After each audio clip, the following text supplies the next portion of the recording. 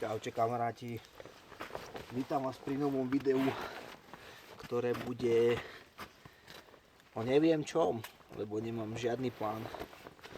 Proste ideme do hôr, uvidíme, čo sa nám podarí vidieť, čo sa udeje a podľa toho vznikne názov tohto videa. Život je jak bomboníra, nikdy nevieš, čo ochutnáš. Forrest Gump. Rozhodol som sa vystúpať trošku vyššie a našiel som si miesto, ktoré sa mi páči, na takém skalnom útese. Tu si chcem sadnúť, vypijem kavičku, užijem si západ slnka, ale či niečo príde, neviem. Nejaká extra aktivita, stĺp snehu tu není.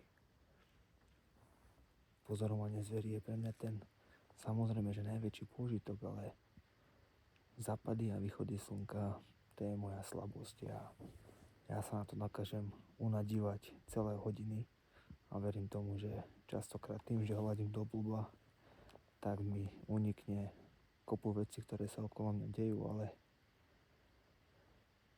ale je to nádhera.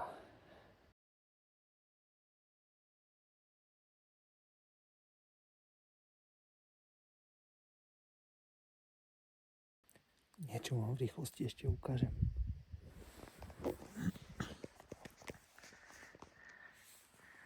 Tu prišiel rys, tu sa otočil, označkoval tento konár.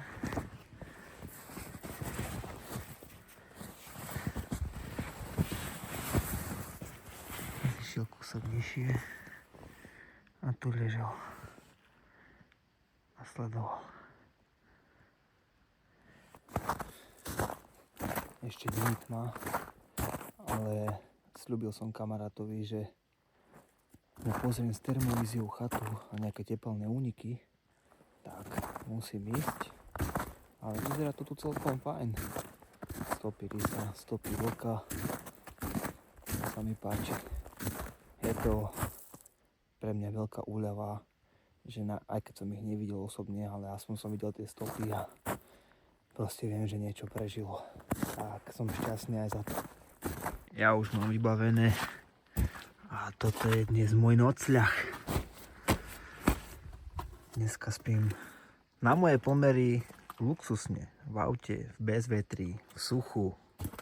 Takže pre mňa je toto mega cikokšo na madraci. Čo viacej si môže človek želať. Ja som na ponožky. No dobré, nie je to až taký luxus. Nie je tu miesto. Máme si termoponožky. Ty piče, to je svetlo? Wow. Ľudia, ja som až teraz zistil, že tu je svetlo. Po neviem koľko tých rokoch. A furt som hondral, že čo to je za auto, že to v kufri nemá svetlo. Ty kokos, hľadal som ho po bokoch všade. A teraz zistím, že je tu doma puser. No. Ahoj pani Karintia. Veľmi som sa na teba tešil.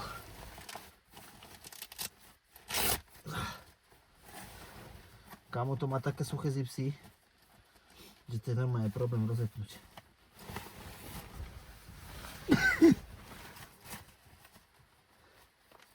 Jo, dal som tam ručnú. Nie, že mi to zuteče. Sem ju. Joj. Sem. Ty kokos. Takto nejako to asi vyzerá, keď ide medveď brložiť. Si myslím. Tiež sa tam takto hemží. No, paráda. Už len aby ma nechytilo cikať. Kde si ho plno celú motrafi šľak.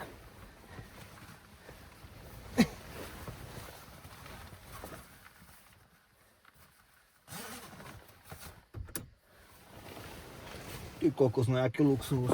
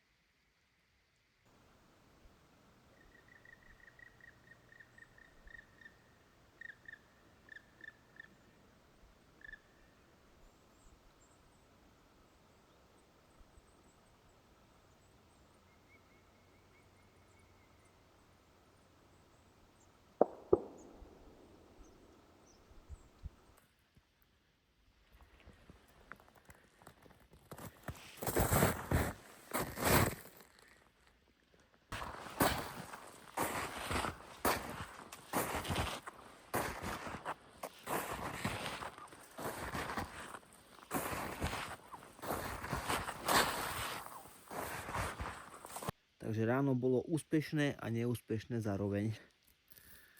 Takto sú Tatry. A takto sú tu všelijaké doliny porobené.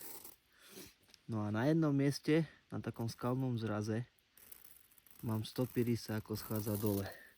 Predpokladám, že tu dole chodí loviť a tu hore potom sa až raty vracia. Tuto sú obrovské mladiny a sú celé krížom krážom pochodené od vlkov. Ale na oboch miestach je to také, že odtiaľ to nevidím sem, odtiaľ to nevidím sem a vlastne je to také, že vidíš iba taký malý okruh okolo seba, takže hoci kde si sadneš, tak máš miniatúrnu šancu, že ak tam tie vlky alebo rysy sú, tak takáto šanca, že prejdú zrovna tam, kde sedíš ty. Tak dneska musím vymyslieť nejaký plán, kde si medzi to sadnúť, kde bude najväčšia šanca, že buď zahľadnem z jednej strany rysa, alebo z druhej strany vlka. Tak, to je plán na dnes.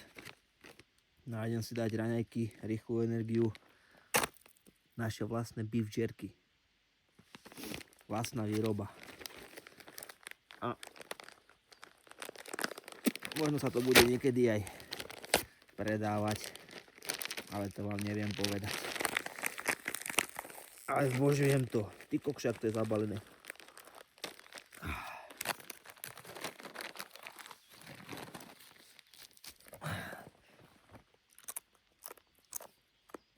Zamrznuté.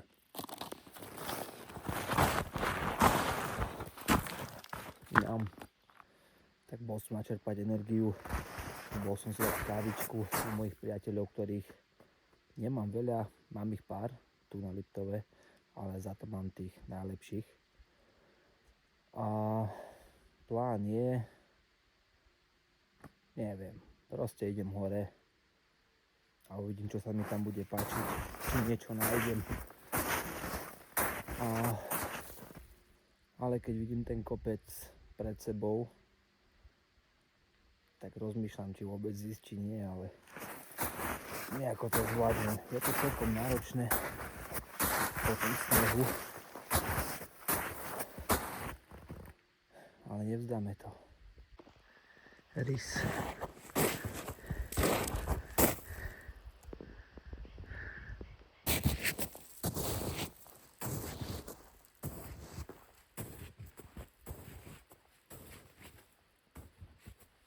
Moja zvedavosť ma dotiahla na toto miesto. Vlastne je to potok Roklina. A zaujíma ma, či tu nebude niečo strhnuté. Častokrát vlky lovia tak, že naženú zver do nejakej pasce, do rokliny, do nejakých húštín a tam ju strhňu. Tak, idem to tu pozrieť, ale dookola mňa sú všade skalnaté brala som v území, kde je dosť veľký výskyt medveďa. Tak dúfam, že tu niekde nestúpim, nevkročím do medvedieho brloa, lebo tu ma nikto nikdy nenájde. Nemám ani žiaden bear spray, nič. Ideme ďalej. Tu sa moja cesta končí. Predo mnou je nejaký otvor. Nejaká jaskyňa. A tuto je kosť noha z vysoké. A toto nemienim riskovať. To môže byť kľudne brloh medveďa. Myslel som si, že odtiaľ vybiera voda, ale voda ide opačne. A ten tunel ide tam. To mi nestojí za to. Ale bol to tu masakér sa dostať. Teraz musím ísť naspäť. Snažím sa to obísť. Ale toto je strašne prudké. Už som sa vyštrel asi 20 metrov do výšky. A ani naspäť, ani hore.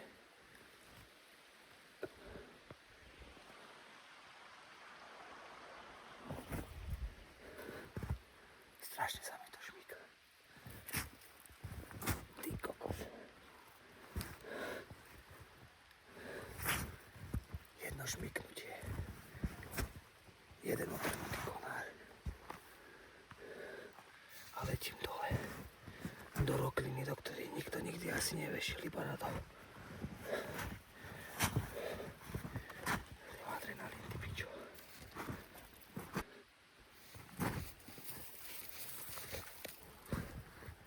Nejdeš mi sa, prosím.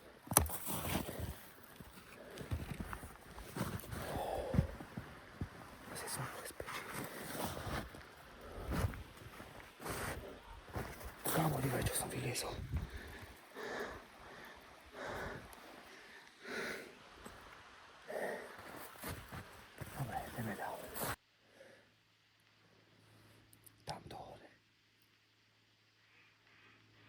Som si všimol ďalšie dutiny v skalách. Tak tie miesta radšej väčším oblúkom obchádzam. A upozorňujem na to aj vás. Nikdy nepodceňujte takéto miesta. Butľavé stromy, skalné dutiny, vývraty, nory.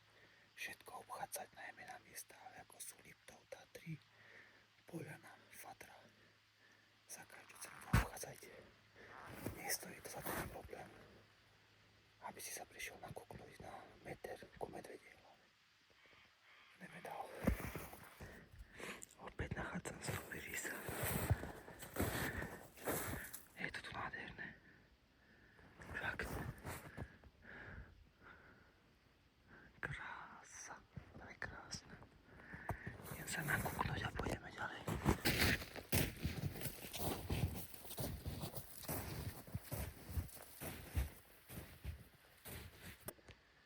Tu mal ďalšie značkovacie miesto.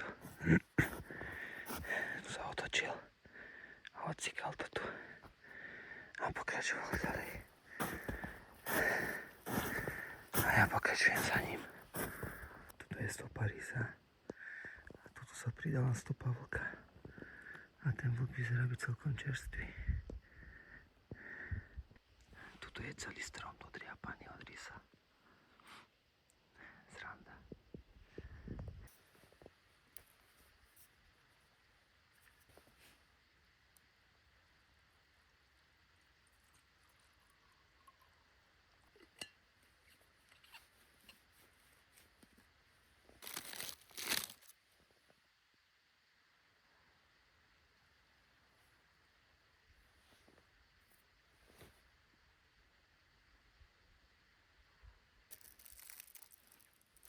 Vždy si so sebou nosím nejaké maličkosti v podobe tukov, cukrov a bielkovín.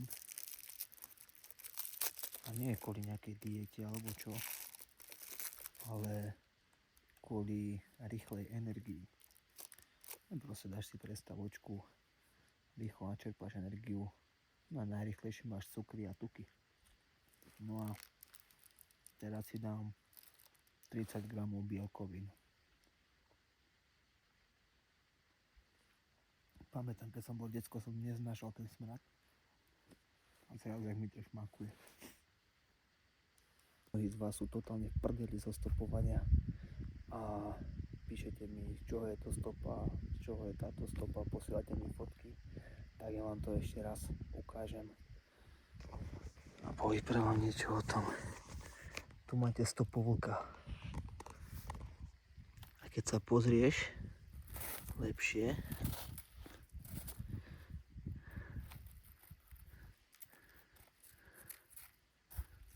skúsim to vyčistiť trošku. Tak tieto dva prsty sú pod týmito dvoma prstami. Sú 2 a 2 a medzi nimi je ako keby medzera. To je vlk. Keby to bol pes, tak tieto dva pršteky sú niekde tuto hore vyššie a pretínajú sa s týmito. Vlastne vrcholce týchto prstov by boli v úrovni štvrťky týchto horných prstov. Nedokázal by si medzi nimi urobiť túto čiaru. Tak rozoznáš vlka od psa. A ako rozoznáš vlka od rysa? Vidíš, tuto máš dierky po pazuroch vpredu. To je prvé znamenie. Druhé znamenie, tá stopa je podlhovastá. Vlk má podlhovastú stopu. A dierky po pazuroch, lebo je to psovitá šelma. Tuto vedľa je stopa rysa. Nie ho dobre vidno, už som vám to dneska raz ukazoval. Stopa rysa je taká okrúhla. Vidíš, aké to robí pekné koliečko? A nemá dierky po pazuroch, lebo je to mačkovitá šelma a pazure nosí zatiahnuté. Používa ich len keď musí. Nie je to nejaká krajšia stopa.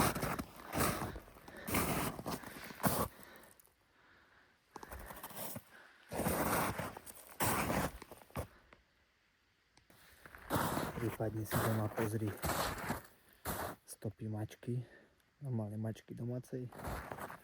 A rys má takú istú stopu, akurát väčšiu. Sledujem protisvah. Pozorujem každú jednu skalu, kde by sa mohol objaviť napríklad rys.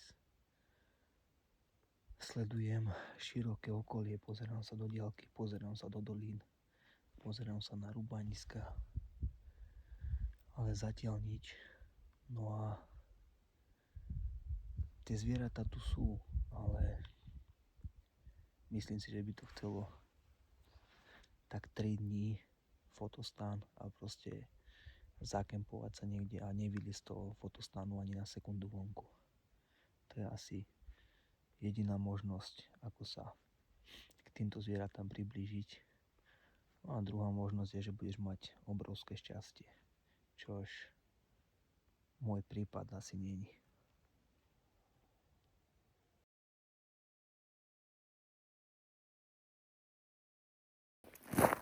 Nech už je leto, alebo jar, mne sa v tej zime, jak si vyhľadí. Kokos, aké to je ticho. Mi píšti v ušiach.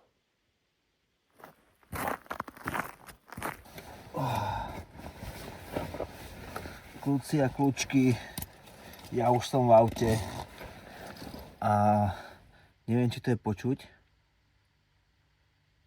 Teraz nefúka.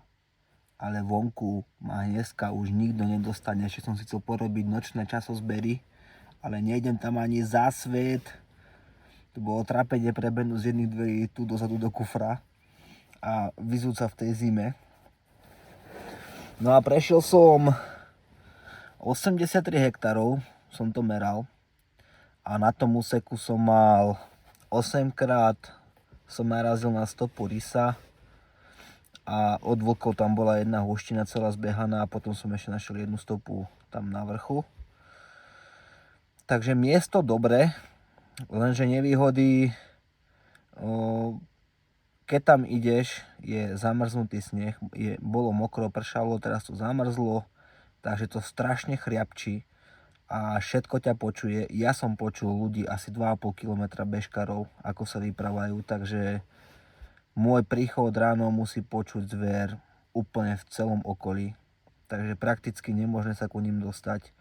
Fakt je to už len o šťastie, že by si prišiel zrovna spoza nejakého horizontu a z druhej strany by to zviera išlo a nepočulo by ťa a musel by si tam byť skôr ako oni. Rozmýšľal som, že tam pôjdem o nejakej 4, ale zvážil som, že radšej pôjdem dole.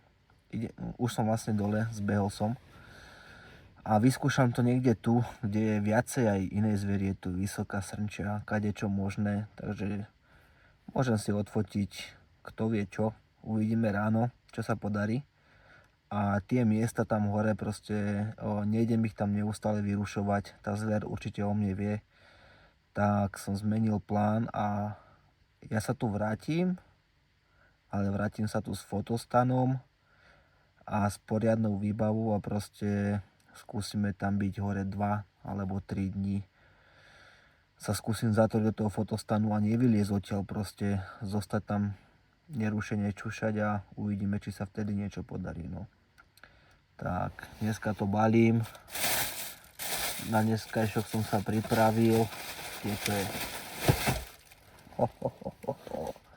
A už ma odtiaľto nikto nedostane. A dúfam, že ma chytí chcanie o polnoci a šľak ma trafí. Vonku je strašná zima. Není tam až taká zima. Nejaký mráz, je tam nejaký -3 či koľko bolo. Ale neskutočne tam fúka vietor hnusne. Na zdravie ľudkovia.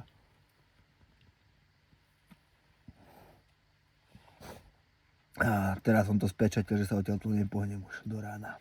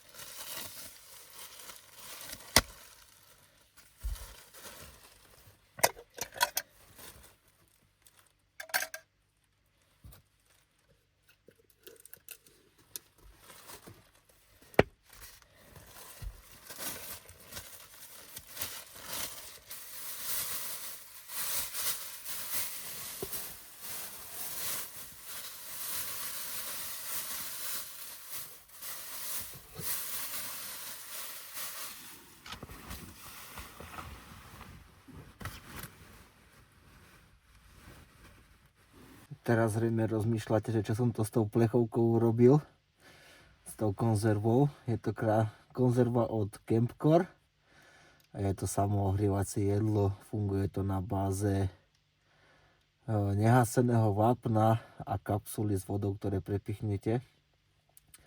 A tá konzerva hreje ešte veľmi dlho potom, ako ju zjete. Tak ja si ju takto zabalím do sačku a hodím si ju ku nohám. A mám v podstate také spacakové kúrenie. Ono spacak funguje tak, že ti nedokáže vytvárať teplo, ale dokáže ti udržať teplo. A tá konzerva dlho hreje, takže teraz mi to krásne vyhreje spacak a spacak mi to teplo udrží. Takže toľko k tej konzerve. A ja sa to idem zakutrať a idem spať. Začalo tu byť docela zima aj v tom aute, tak idem to zabaliť. Dobrú noc, kamaráti. Dobré ránko. Trošku som prispal, ale idem to aj tak skúsiť.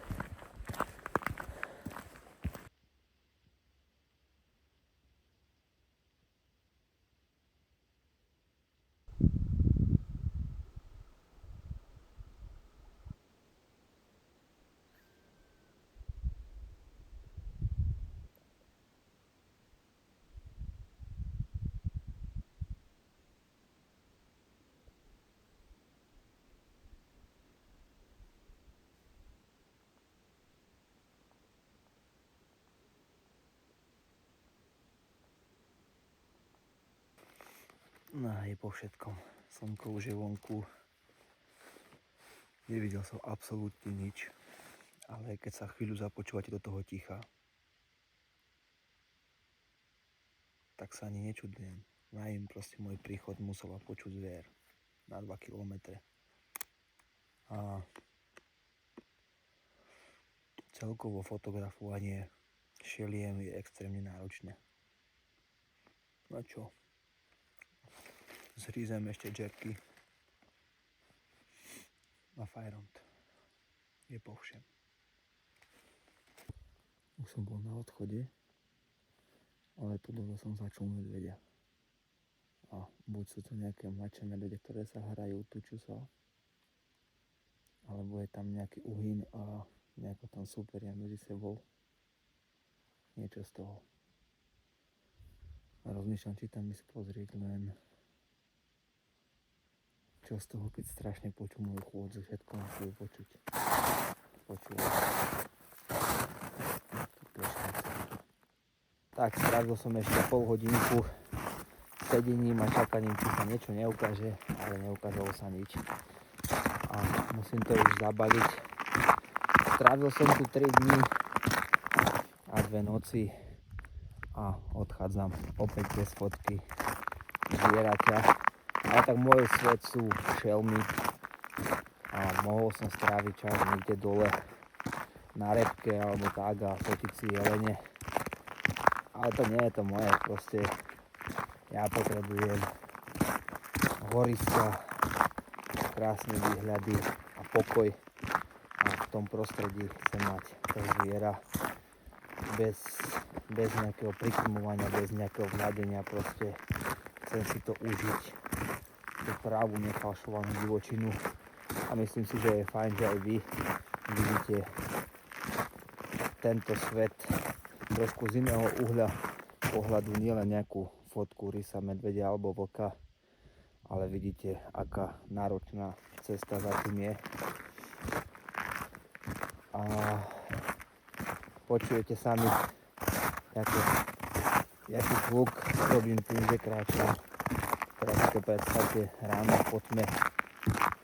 To je počuť úplne široko ďaleko. Tie zvieratá u vás vedia, vyhnú sa vám, prípadne ostanú zaseknuté a nepôjdu vonku. Takže zima je, fotenie šeliem je extrémne náročné a v zime je to dvojnásobne extrémne náročné. Priatelia, idem sa dotackať k autu. Za tieto 3 dní som nachodil cez 20 km po horách. A som aj unavený, nevyspatý. A ešte ma čaká postrihať toto celé video. Takže ďakujem za vašu pozornosť. Čaute pri novom videu. Dúfam, že už zaujímavejšie.